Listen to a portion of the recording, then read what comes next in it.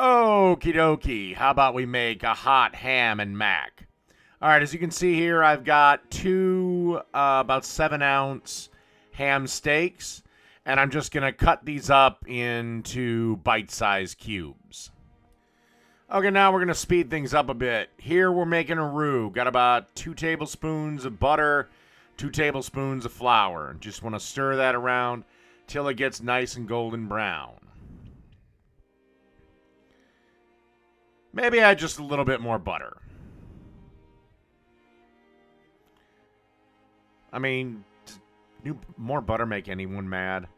And then you want to add about 4 ounces of cheddar and 4 ounces of white cheddar, and then just keep adding milk until you get the consistency that you want. If you want the sauce a little thinner, add a little bit more. You want it a little thicker, a little bit less. Just add it a little at a time and give it a bit. Because again, once it's in there, you're not getting it out. All right, and then you just want to give this a couple of minutes to incorporate. Oh, and by the way, you should be having a pot on the water for the pasta.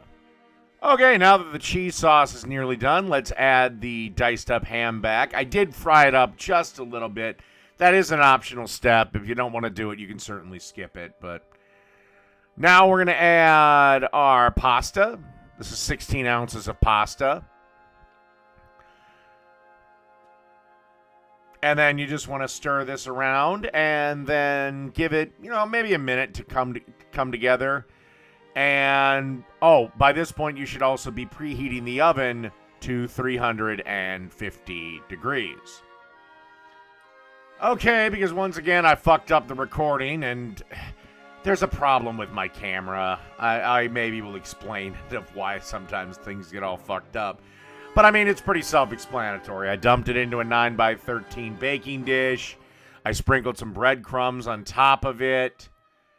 Now I'm going to add a good dusting of Parmesan cheese on top of it. And also, again, at some point I added some salt and pepper to taste.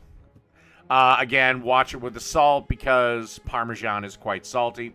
And then just pop it in the oven till, for about 15-20 minutes until you get a nice little crust on the top of the mac and cheese, and we'll be back to see what it looks like when it's done.